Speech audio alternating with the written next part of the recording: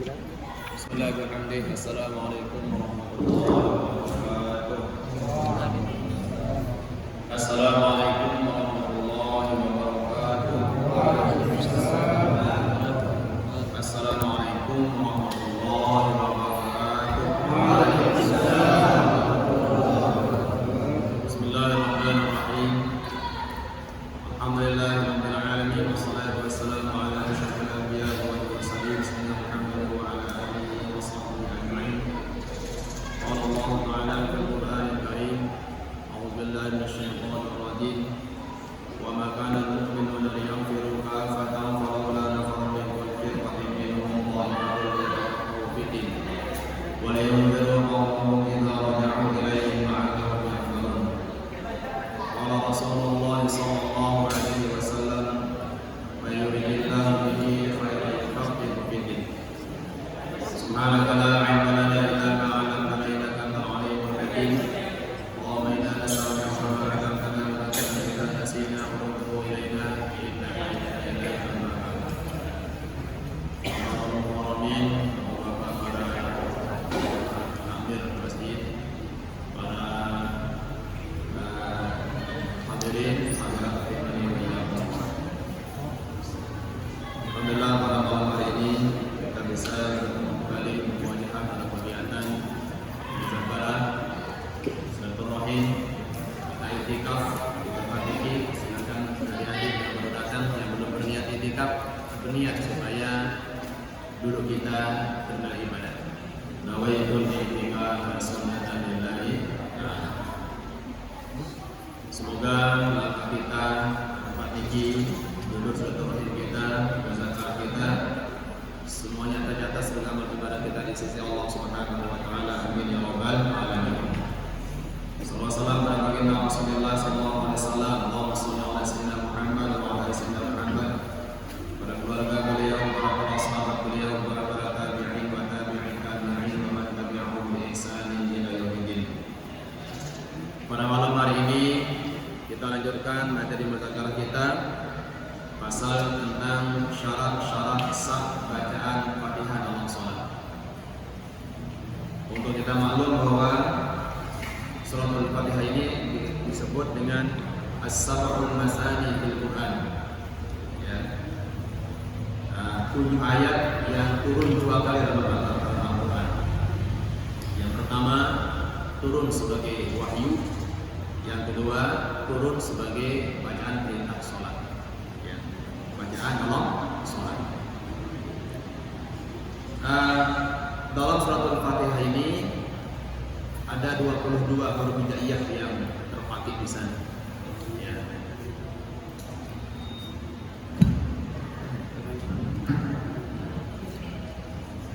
Ya. Dalam suratul Fatihah ada 22 huruf di antara 28 hijaiyah yang terpatik dalam suratul Fatihah. Yang terpatik itu ada 6. Ya. Yang pertama huruf Fa, kemudian huruf Jim, huruf Kha, kemudian huruf apa lagi? Fa, kemudian huruf Za, tidak ada, dan huruf Zai. Sisanya ada dalam suratul Fatihah. Demikian juga huruf hijaiyah yang terpakai dalam surat An-Nas itu ada 22. Sehingga ini bagian dari hasil Al-Quran yang turun selama 22 tahun. Ternyata surat pertamanya hijaiyahnya 22 dan surat terakhir An-Nas hijaiyahnya yang terpakai di sana 22. Kemudian dijelaskan dalam kitab Syarah Risalah ini bahwa huruf Al-Fatihah itu jumlahnya 138. Ya. Kalau dihitung dengan tasydidnya berjumlah 156. Nah, begitu telitinya ulama yang mengurai setiap surah Al-Quran, ya, termasuk suratul Fatihah ini, ya, diurai sedemikian lengkap, jelas, ya, sehingga kita dalam menjalankan sholat tidak boleh kurang satu huruf pun kalau kita membacanya.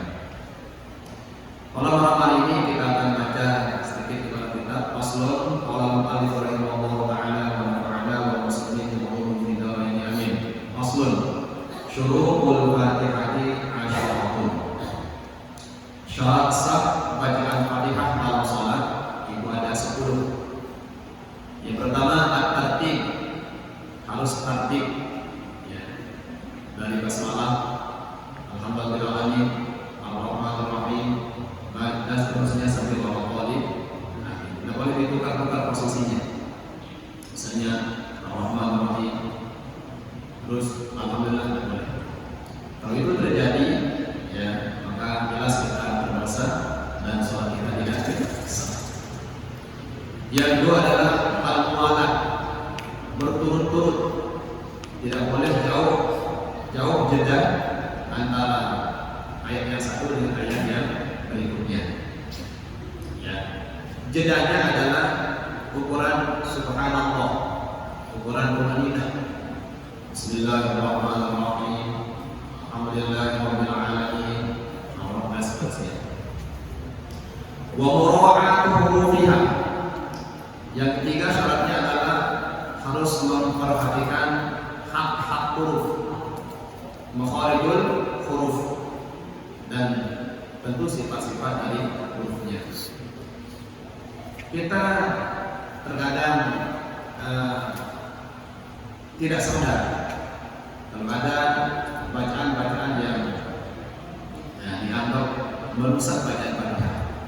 Misalnya kalau terlalu panjang kita baca mat wabi'i misalkan. Nah, di beberapa tempat kita mampir sholat Ustaz di masjid awal itu, ya, tegangannya masih menggunakan kirama, lebih mengutamakan kirama ketimbang memperhatikan bacaan. Contoh, Bismillahirrahmanirrahim. Lagunya diutamakan. Itu berarti dia salah kan? Karena berlebihan panjang mat. Biasa-biasa seperti ayunan. Ya. Bismillahirrahmanirrahim. Ayunan. Nah, boleh Bismillahirrahmanirrahim. Itu salah. Ya.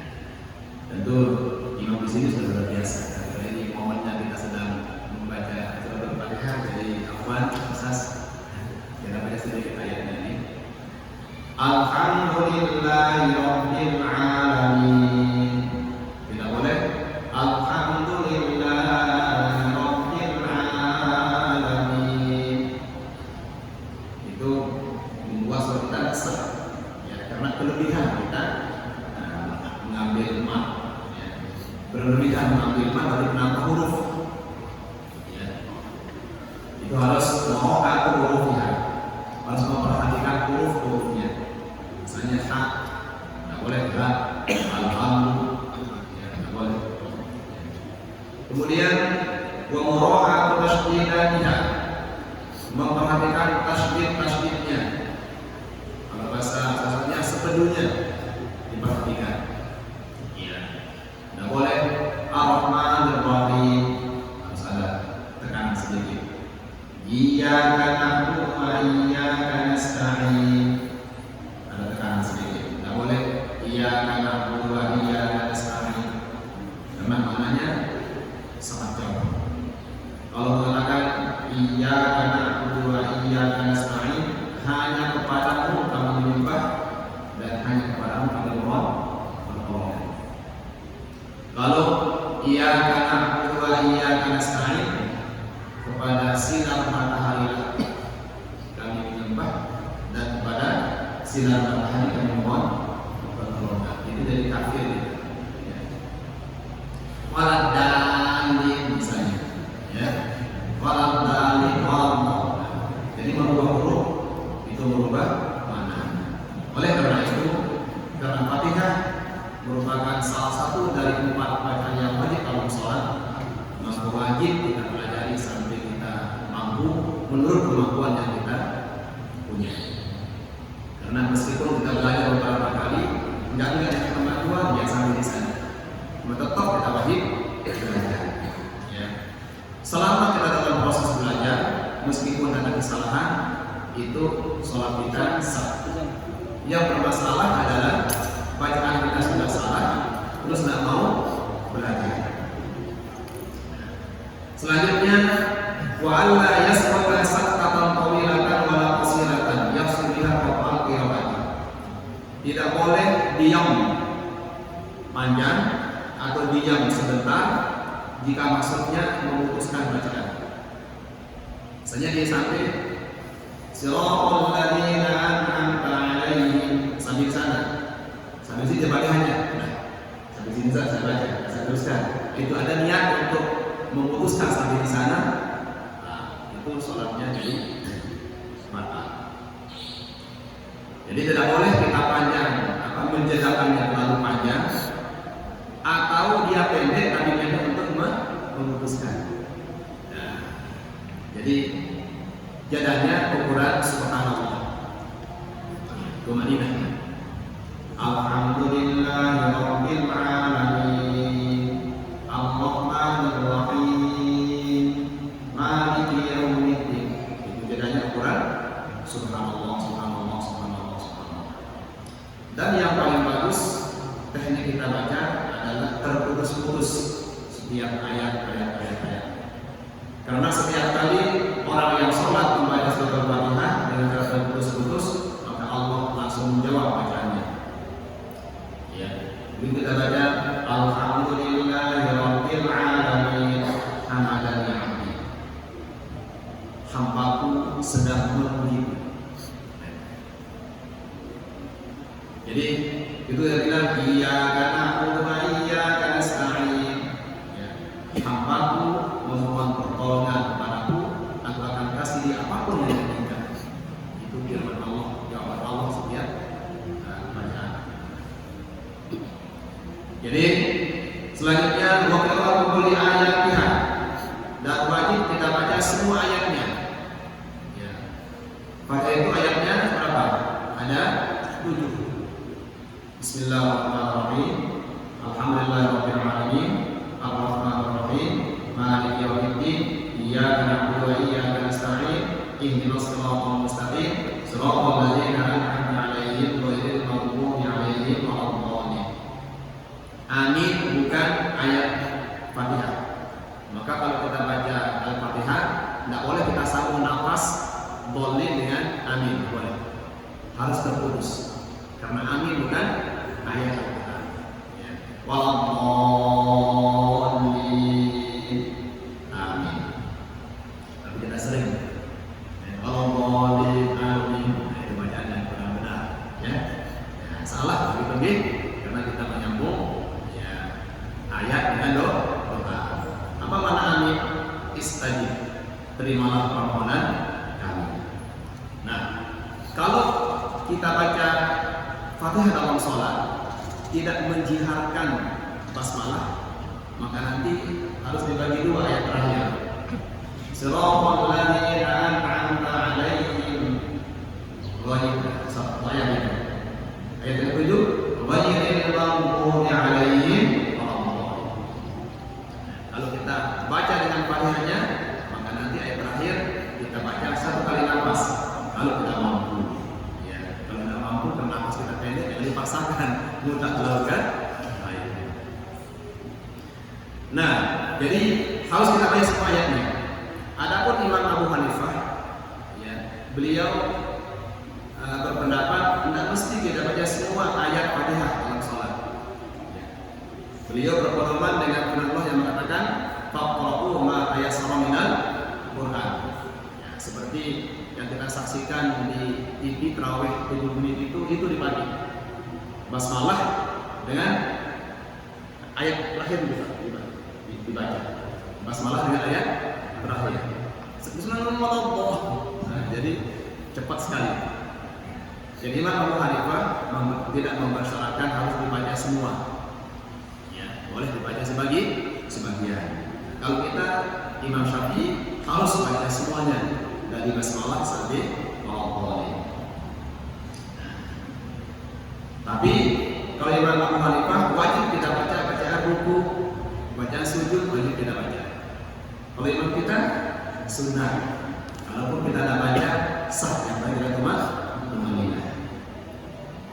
Wa minha al-basmalah, termasuk bagian dari Fatihah adalah bacaan al-basmalah.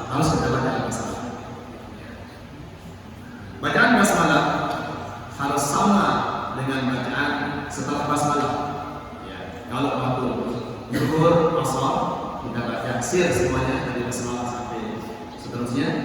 Adapun pada waktu sholat maghrib, isya, subuh kita baca jihad meskipun kita sholat sendirian. Kemudian wa adamul lahanil mukhilli bil makna.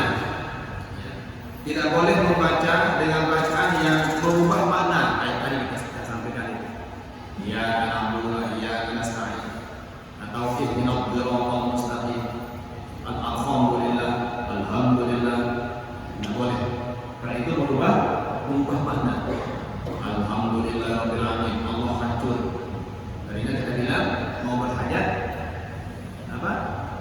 Segala puji bagi Allah. Ternyata kita bilang kehancuran bagi Allah. Nah, itu namanya bacaan yang mengubah mana. Wa an takuna halatal qiyam fil fardhi. Suratul Fatihah dibaca harus dalam posisi sedang berdiri dalam salat fardu. Ya. Jadi tidak sah Fatihah kita kalau belum kita berdiri tegak lalu kita mulai membaca suratul Fatihah. Ya. Adapun sholat sunnah boleh, ya, boleh kita baca Fatihah meskipun belum tegak berdiri. Ya. Karena berdiri itu hanya menjadi rukun dalam sholat fardu. Makanya dalam buku paket fikih anak-anak kita di MI di Sanubia itu rukun sholat yang pertama Pak. Apa pertama? Pertama niat. Kedua takbir. Ketiga berdiri. Nomor 3 tempatnya. Ya. Atau terang nomor 2 niat, berdiri, takbir. Terkadang niat, takbir, berdiri. Mengapa? Karena berdiri itu menjadi rukun pada sholat wajib. Ya. Dalam perasaannya berdiri dulu baru kita berniat. Dalam teksnya niat dulu baru berdiri. Nah, jadi sekali lagi bahwa berdiri itu hanya menjadi rukun pada sholat wajib. Seandainya kita mau sholat sunnah, kita sihat, seperti kita sihat, tapi kita ingin dulu sholat sunnah, silahkan, sah sholat kita. Adapun sholat wajib, kalau pada rakaat pertama misalnya kita pusing, lalu kita duduk, kalau kita berihram, rakaat ketiga hilang pusing kita, tidak boleh kita bilang, sunnah kedua saya duduk dulu saya sampai salam, tidak boleh. Wajib kita berdiri untuk mengambil rakaat ketiga. Kalau sudah berhenti kita uzur, itu sholat wajib. Ya, jadi berdiri hanya menjadi rukun pada sholat wajib. Kalau ada orang mampu berdiri lalu tidak berdiri, maka sholat wajibnya tidak sah. Kemudian wa yusmi'a nafsuhu al-qira'ah. Seseorang yang baca Fatihah harus mendengar suara dirinya. Tidak boleh hanya menggerakkan mulut saja, dan harus orang yang baca Fatihah dia dengar bacaan dirinya. Ya, karena sekelompok orang pasti didengar bacaan dirinya. Ya.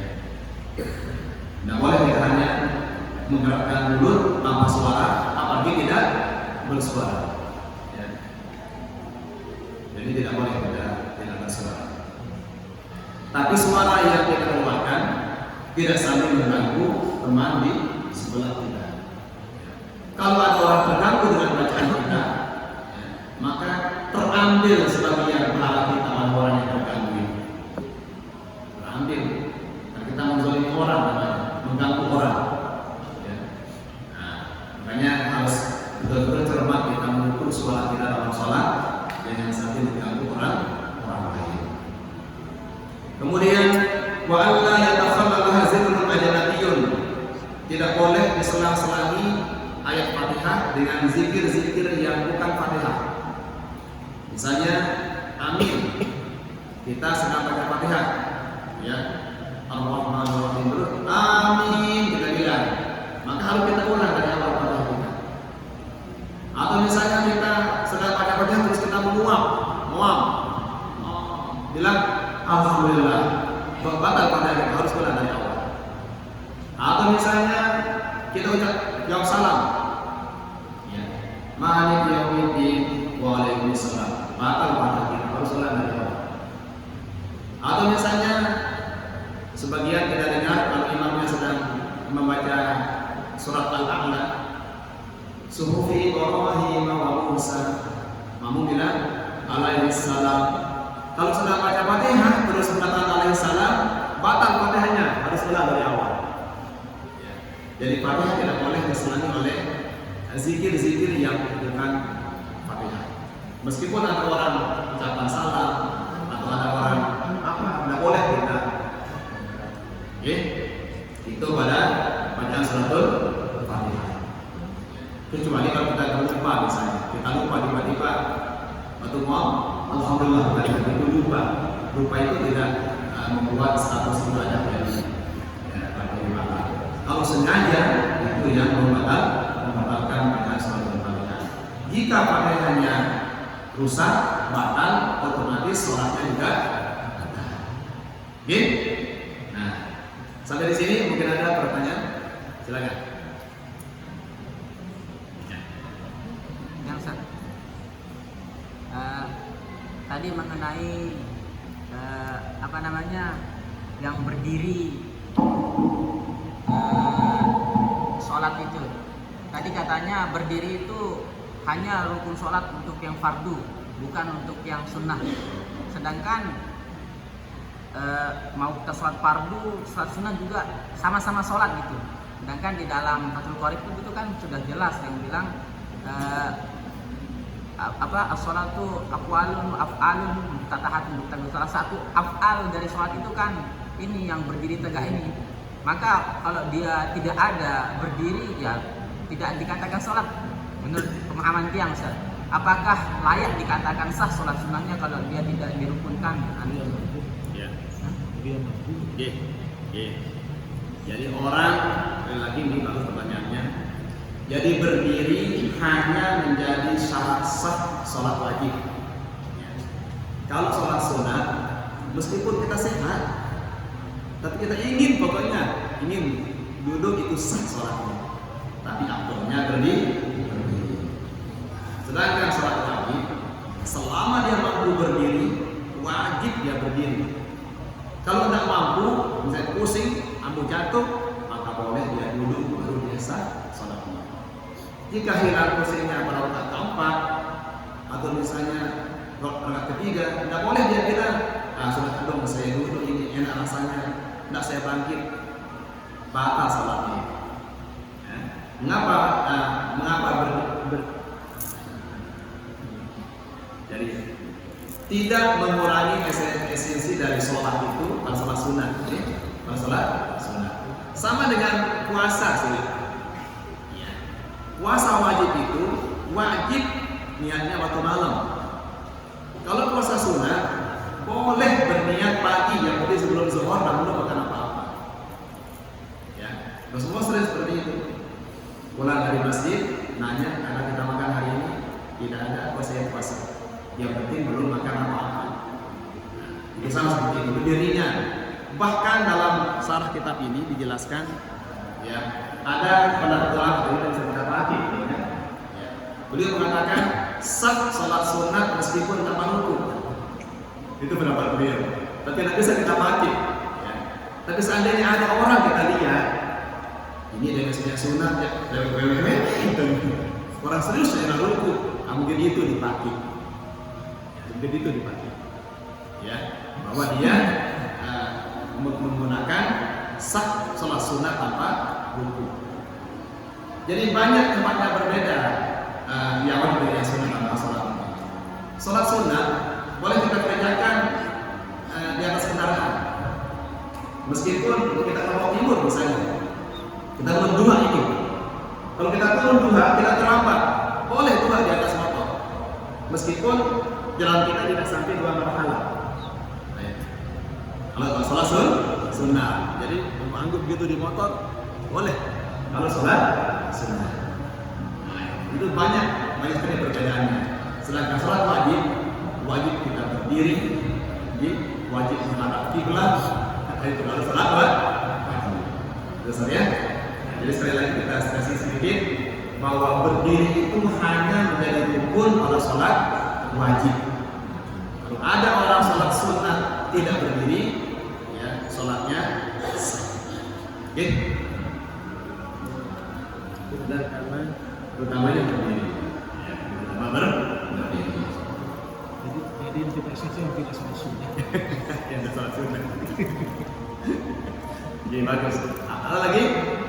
Adik-adik yang bisa ada? Ada. Boleh tinggal satu Ustaz. Oh, boleh. Silakan. Mengenai pendapat Imam Abu Hanifah tadi itu. Ya. Apa namanya, dia boleh Membaca sebagian ayat. membaca sebagian surah Al-Fatihah. Sedangkan kayak katanya pelunggu tadi di awal, Fatihah ini kan diturunkan dua kali ya, 2 sesi. Yang pertama itu untuk surah Al-Quran itu sendiri dan untuk bacaan sholat. Nah, apakah Imam Abu Hanifah itu tidak tahu, tidak paham dengan turunnya ayat itu secara kamil, secara lengkap? Kenapa dia tidak baca? Beliau adalah al-Rawi, ya, terkenal al-Rawi, ya, lebih merupakan akal. Ya. Mengapa tidak membaca semuanya menurut beliau? Karena ada ayat lain yang menjelaskan faqra'u ma tayassara minal Qur'an. Kalau sholat baca yang ringan-ringan saja, sebagian misalnya. Makanya beliau boleh atau sah ya, sholat meskipun baca sebagian suratul dan ada pendapat yang lain juga, misalnya dalam sholat Jumat misalnya Imam Malik beliau itu kan boleh dari Jumatan 3 orang. Ya. Ayatnya apa? Fas'au ila dzikrillah wa dzarul bait. Maka bersegeralah. Is'au sana jamak. Sekurang-kurang jamak adalah 3 orang. 3 orang. Maka boleh Jumatan 3 orang menurut Imam Maliki. Dan harus di masjid, boleh di rumah. Ya. Makanya kawan-kawan kita yang tinggal di tempat minoritas, yang tidak punya masjid, mereka Jumatan di rumahnya. Cukup kalau 1-3 orang sudah. Selalu itu masih lebih. Masih di kamar selalu bertugas saya. Ya. Kalau 6 itu tadi Imam Malik yang 3 orang. Imam Abu Hanifah ya 13 orang. Karena ada hadis ketika Rasulullah berkhutbah di Madinah, tiba-tiba datang segerombolan kafilah membawa barang. Orang yang Jumatan pergi mencari peramadangan itu. Yang tinggal di masjid hanya 13 orang. 12 orang jamaah Rasulullah berkhutbah. Dan Rasulullah tidak mengatakan silakan kembali kalian ke tempat sholat kalian. Jangan lihat peramadangan. Kalau kalian tinggalkan tempat ini, sholat itu tidak sah. Nama begitu. Nanti dilanjutkan Jumatannya sampai salam. Berapa orang? 13 orang. Makanya beliau ya, Imam Abu Hanifah sholat Jumatannya boleh 13 orang. Ya. Sedangkan kita Imam Syafi'i, Imam Ahmad itu harus 40 orang. Karena itu bersifat kasuistis, kasus saja, tidak sering terjadi. Ya, Rasulullah iya hanya sekali yang Jumatan bersama 13 orang, sisanya 40 orang lebih. Ya. Nah, dengan demikian Imam Muhammad, Imam Syafi'i ya, mempersyaratkan bahwa Jumatan itu harus 40 orang. Itu saja. Nah, dia bukannya tidak tahu. Beliau sangat mahir kan? Sangat mahir. Karena sebagai pencetus masa pertama Imam Abu Hanifah. Silakan ada yang lain? Silakan. Ya. Ada.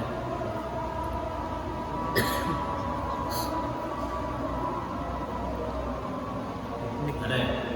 Domik, silakan.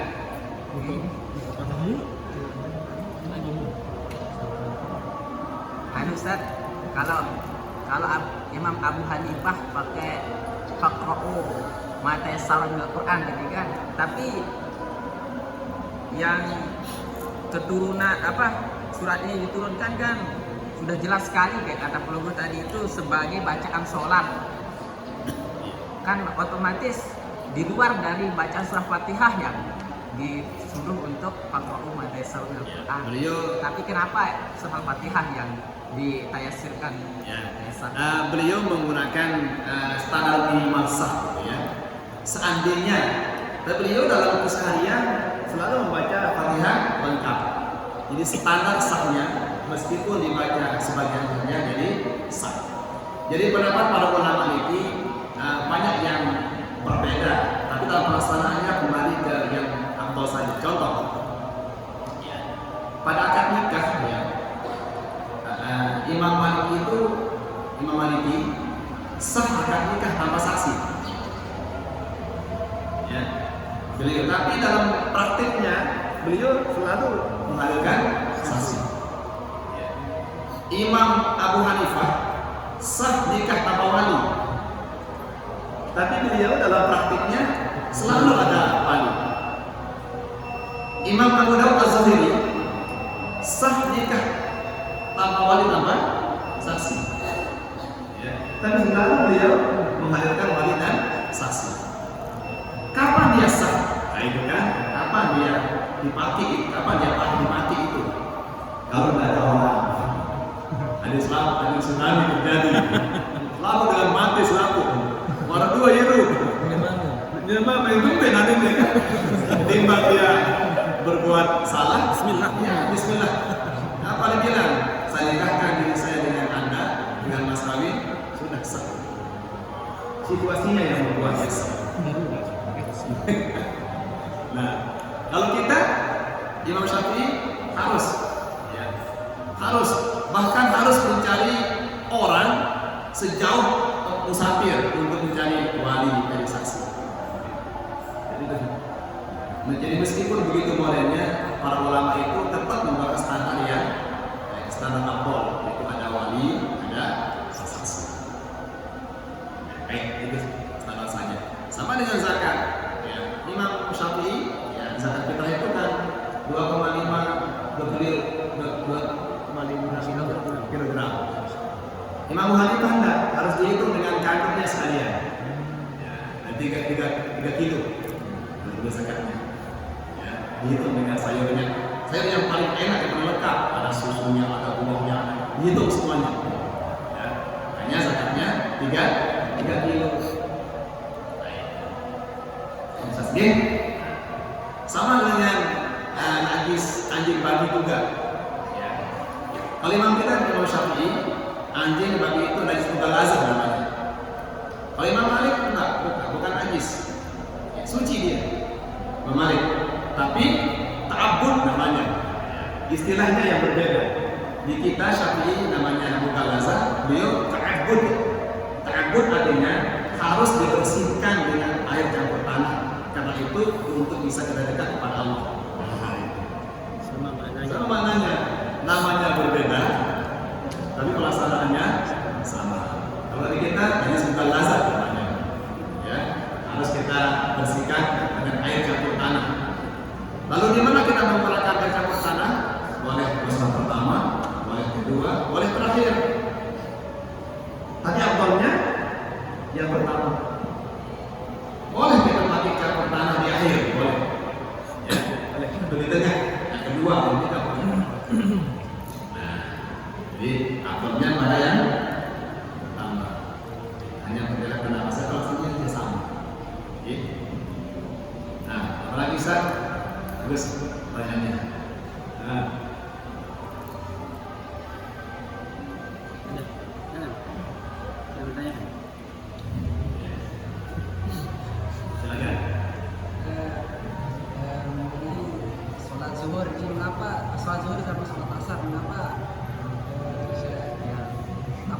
Bacaannya itu disir dan mengapa sholat zuhur, sholat asar 4 rakaat. Sedangkan Nabi Muhammad SAW itu mengambil sholat itu bersamaan dan disuruh 5 waktu. Bagus pertanyaannya. Yang pertama, ya, sholat itu pada dasarnya semuanya rakaatnya hanya 2 dan 3. Ya. Waktu turun perintah sholat, ya, rakaatnya hanya 2, zuhur 2 rakaat. Asar 2 rakaat, Isya 2 rakaat, subuh 2, maghrib 3. Ya. Kemudian setelah Nabi hijrah ke Madinah, baru diperintahkan untuk melaksanakan zuhur 4, asar, asar 4, isya.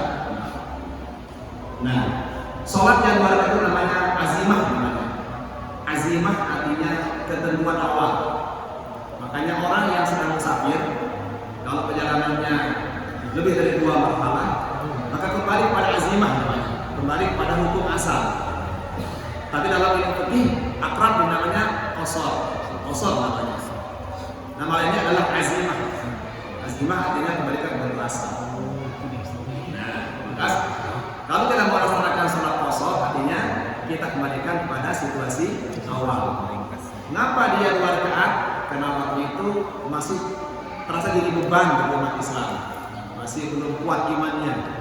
Ya, setelah kuat imannya, setelah hijrah ke Madinah, kuat imannya, maka Rasulullah diperintah untuk sholat 4 rakaat. Oke? Nah, kemudian mengapa zuhur asar dia taksir? Karena pada siang hari itu Rasulullah dengan para sahabat tetap dimata-matai oleh orang kafir dan munafik. Di mana ada orang melaksanakan sholat langsung dirusak rumahnya, macam-macam kan. Maka Rasulullah menyarankan kepada para sahabat, kalau sholat pada siang hari silakan sholatnya kecil-kecil, ya, untuk bisa dizar'in, dengan berborong, untuk mencegah terjadinya ya mendapat gangguan. Nah,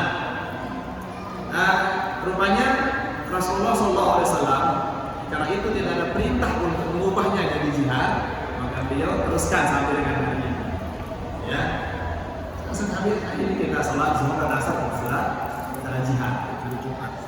Berjumpa di kantor soalnya. Lagi mana itu banyak teman kita membangi macam-macam orang kafir. Malah dulu Rasulullah bukan menggunakan lama pakai pedang beliau.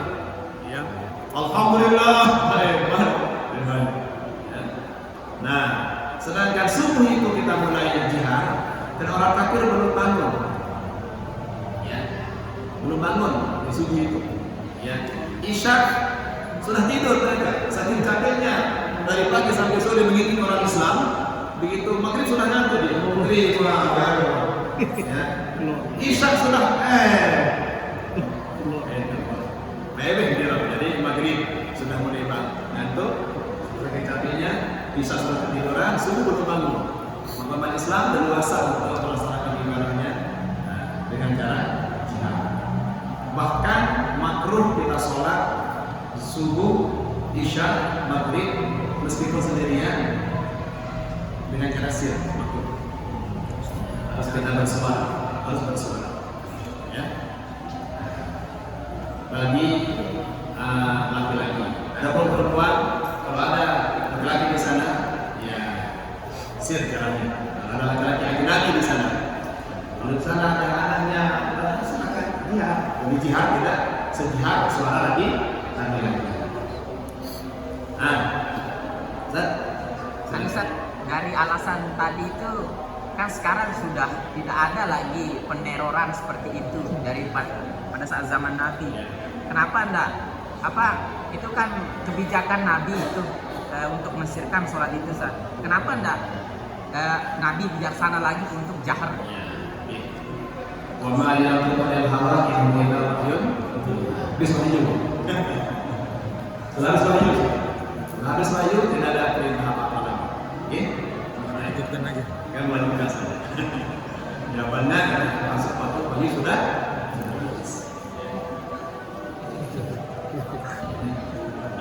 Saya pernah berpikir sekali. Dulu. Masa berpikir seperti itu? Dulu masih kecil. Dulu ya nih. Ya, mungkin kita lihat saja kan. Jangan sampai ada. Nah, saya kan bisa kesempatan. Dulu masih kecil. Sholat di atas motor itu, kalau kita mengerjakan sholat terus rukun-rukunnya itu nggak ada, itu kan tidak sah sholatnya. Ya. Sunat wajib. Ya. Tidak ada kita kan tidak sah. Jadi sholat itu ya namanya berdiri, ruku, sujud sesuai dengan situasinya. Orang yang sholat sambil duduk, ya berdirinya duduknya itu berdirinya. Apa rukunya? Jongkok sedikit, naik, agak bawah sedikit, nggak mesti menyentuh ke stang motor ini. Yang penting jongkok sedikit, tegak, nah bawah sedikit. Yang penting ukuran jongkok rukunya dan sujudnya lebih rendah daripada rukunya sudah sah. Sama dengan orang yang sakit, orang sakit ingin sholat, tidak mesti sujud di atas bantal. Ya, pernah Rasulullah menemukan sahabat, dia sakit lalu duduk dan sujud di atas bantal. Rasulullah ambil bantalnya dipindah. Ya, harusnya dibilang yarmi, dilempar, dipindah. Kan? Nah, setelah selesai sholat sahabat itu, Rasulullah mengatakan sesungguhnya sujud itu tidak mesti menyentuh ke benda, cukup dengan gerakan agak rendah sedikit dengan jongkok atau ruku. Ya, nah, bagaimana kau bisa sah sholat sunat tanpa ada kayak tadi itu? Itulah bedanya sholat sunat dengan sholat wajib. Kalau sholat wajib, ya, maka caranya kalau kita sedang di atas kendaraan, pastikan hadap kiblat baru takbir. Allahu jalan lagi. Nanti waktu kita mau sujud, pastikan kiblat. Lalu kita Allah lagi. Itu kan sholat wajib. Kalau sholat sunat, meskipun tidak menghadap kiblat sah. Oke? Memang agak sulit kita terima lagi. Karena jarang kita lakukan. Ya. Nah, kalau sering kita lakukan, nah, kelompok timur biasanya mau sholat duha, silakan. Allahu Akbar. Tidak mesti gitu. Suara saja. Allahu Akbar perjalanan. Ya, Allahu Akbar. Sami Allah, Allahu Akbar. Isyarat. Ya, isyarat saja. Perjalanan. Tetap dapat kantor. Ya, makanya kita tidak bisa mengatakan teman ini kok bilang istiqomah sama duha, kenapa? Dari pagi sampai zuhur tidak pernah turun-turun dari kendaraannya. Oh, ternyata dia sholat duha ya di atas kendaraan sambil jalan baru nyetir. Kalau sholat sunat. Jadi banyak sisi bedanya dari sholat wajib. Oke? Rokaatnya, para ulama tahu silakan. Misalnya kita mau sholat qobliyah isya, ya. Nah, baru mau sholat rakaat atau sudah baru kita ruku sudah iqamah orang, teruskan sholatnya buat satu rakaat saja. Jangan dikeluarkan sholatnya, tetap sholat satu rakaat sekalian langsung salam. Sekurang-kurang rakaat sunat adalah satu rakaat. Atau misalnya kita ingin nambah langsung 4 rakaat tanpa salam, boleh juga. Ya, biasanya sholat qobliyah zuhur, ba'diyah zuhur, qobliyah asar itu 4. Cuma resikonya kalau kita salah, males kita nambah lagi, males kita nambah. Teruskan saja 4 rakaat tanpa tahiyat awal. Teruskan 4 rakaat tanpa tahiyat awal. Untuk menghindari malas itu, ya, malas itu. Geser. Kita demonstrasi ini semua sebenarnya. Nah, silakan. Ustazah yang mudi itu. Mengenai yang Ada mahasiswa lama. Kita kan sedang sholat ini, dimana kita misalkan kita sudah masuk melakukan isyarat. Nah, di satu di suatu perjalanan tiba-tiba kita ada gangguan atau perbincangan itu kita masuk ke suara apa Bagus pertanyaannya. Kalau sedang baca Fatihah, terus istighfar, ulang Fatihahnya. Ya. Kalau tidak sedang baca Fatihah, lalu istighfar, tidak merusak salatnya. Ya, tidak merusak salatnya. Ya. Sama dengan kalau antum misalnya salat di pinggir taruh motor di sana, lalu diambil motornya oleh orang misalnya. Anda barukan boleh. Ya, kunci lagi, lanjutkan salatnya. Boleh. Itu namanya sholatul khauf. Sholat takut, apa takutnya? Takut hartanya hilang. Ya, takut jiwanya bahaya. Takut anaknya jatuh. Anaknya jatuh di kolam, turun, angkat. selesai angkat, sholat lagi, tambah diulang. Asalkan jangan ngomong, "Ini kemana?" Nah kalau itu dia harus mulai dari awal. Sudah dapat bagian gitu. Jadi dalam situasi tertentu apapun kita kerjakan harapan apapun, yang penting tidak bersuara, itu tidak merusak sholat. Bahkan kalau misalnya antum sedang sholat, tiba-tiba tertawa terbahak-bahak dengan apa tadi di kampus permainan yang lucu, lu takbir, tidak boleh di dalam sholat kita itu langsung kan? Itu namanya berbuhak, tertawa yang tertahan, itu tidak merusak sholat. Itu sakit tidak bolehnya merusak sholat. Ini dikit-dikit rusak sholatnya haram ya. Itu istihza ilallah, itu mengejek Allah namanya. Kalau membatalkan sholat tanpa alasan yang syar'i. Kecuali kalau jatuh kotoran ucap misalnya, ya itu otomatis batal itu. Meskipun kita tidak batalkan, otomatis dia batal. Atau mungkin di songkoknya ustaz ada makin terapi di sana, ya begitu salam buka-buka begang gitu, otomatis batal sholat kita itu. Harus kita renung sejak kapan saya pakai songkok ini, udah berapa kali sholat saya pakai songkok ini, harus dikadak ini. Ya, makanya kalau kita pakai songkok yang model ini sekali waktu dicek, mungkin ada pakai semut, pakai lalat, pakai apa dicek. Ya, itu memang ada risiko kalau songkok yang agak risiko.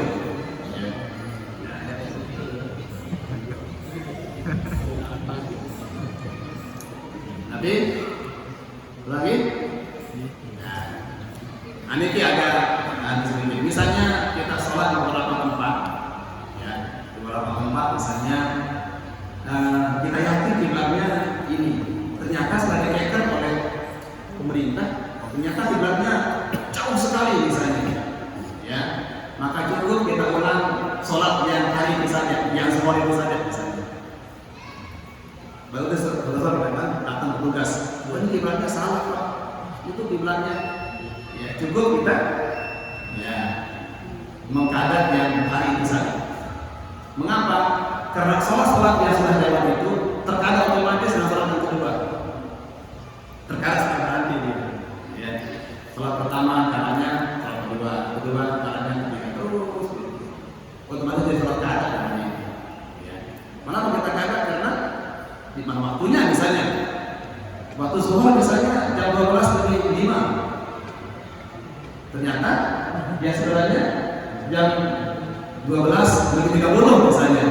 Di tempat itu kita azan seperti itu, berarti kita sholat sebelum waktunya, ya berarti ini sah sembahyang. Tapi setelah kita tahu misalnya kita tahu salah tidak pas waktunya untuk sholat, nah cukup kita ulang hari itu saja. Hari itu saja kita ulang. Sisanya otomatis lagi penambah sholat-sholatnya. Oke? Lagi? Yang lain? Satu, misalkan kan contoh yang mengatakan sholat yang kedua, misalkan tampaklah kita sholat zuhur. Nah di tengah-tengah kita sholat itu ada kita minta Al-Quran yang jatuh kita lihat Al-Quran yang jatuh di depan kita. Misalkan kan ada teman kita yang lewat ya. Terus kita mau menyuruh dia dengan ayat Al-Quran. Misalkan contoh ya kita berdua. Nah bagaimana keadaan sholat kita tersebut sedangkan dia paham dengan surah kita tersebut? Terus kalau kita menyuruh orang dengan menggunakan ayat, ya tidak boleh kita hanya membacanya semata menyuruh orang. Dan harusnya kita akan membaca Quran sebagai ayat kita sholat. Baru dia batal sholat kita. Kalau baca misalnya bayi mampu yang ini mampu, kodil kita bagi uang kita bilang. Niatkan itu sebagai ayat kita sholat, bukan sebagai kalimat untuk menyuruh orang. Ya. Sama seperti imam salah, terus kita bilang subhanallah, kita bilang. Kalau kita ucapkan subhanallah semata-mata untuk kasih tahu orang, kalau kita batal. Harus dua niat kita, niat zikir sholat dan menyuruh orang. Ya, kalau subhanallah untuk nyuruh orang saja batal sholat kita itu. Makanya kalau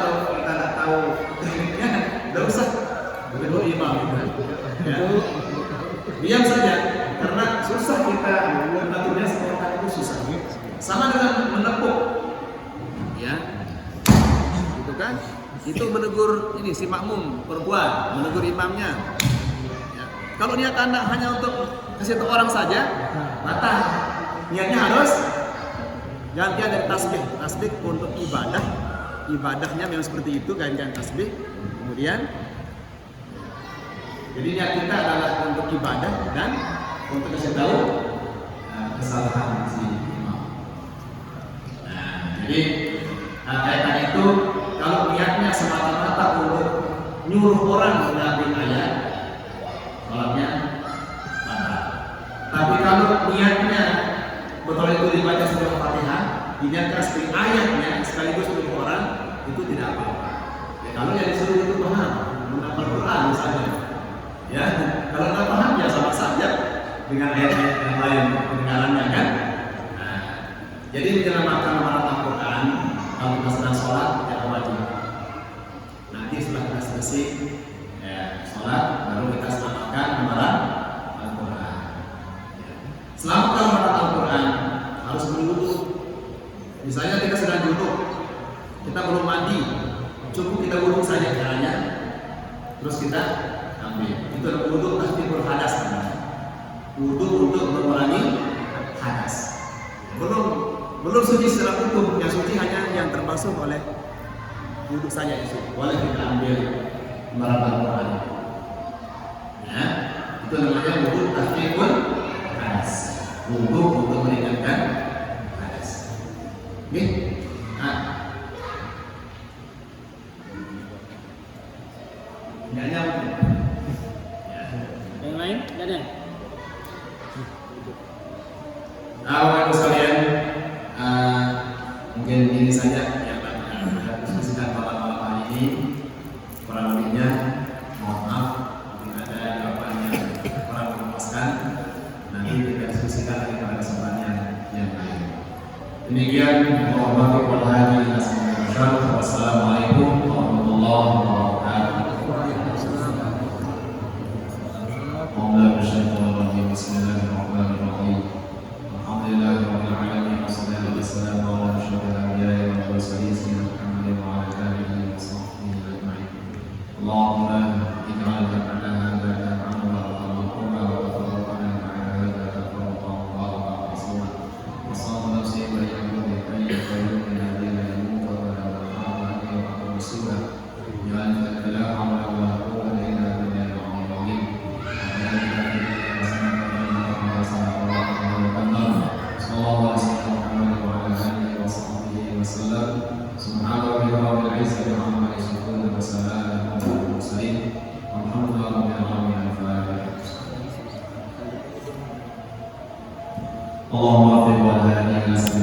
Assalamualaikum warahmatullahi wabarakatuh.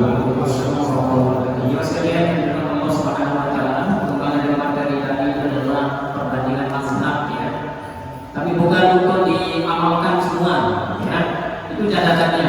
Jadi tidak harus mencoba mengambil yang ringan maksudnya ya. Nah, jadi kita kembali bahwa mazhab yang kita pegang itu kalau misalkan Imam Syafi'i berarti kita harus pegang teguh pada Imam Syafi'i. Tidak boleh mencopot, saya menggunakan yang ini yang tidak ya.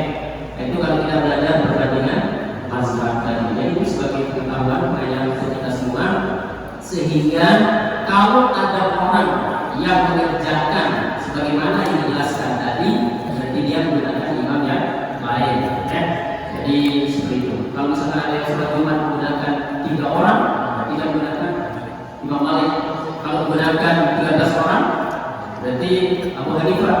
Tapi kalau ada yang menggunakan 40, gitu ya, maka dia kembali pada Imam Syafi'i. Sehingga nanti tidak muncul konflik ya. Jadi seperti itu ya. Saya kira demikian. Jadi dan mari kita juga sama-sama merasa alhamdulillahirabbil alamin. Assalamualaikum warahmatullahi wabarakatuh.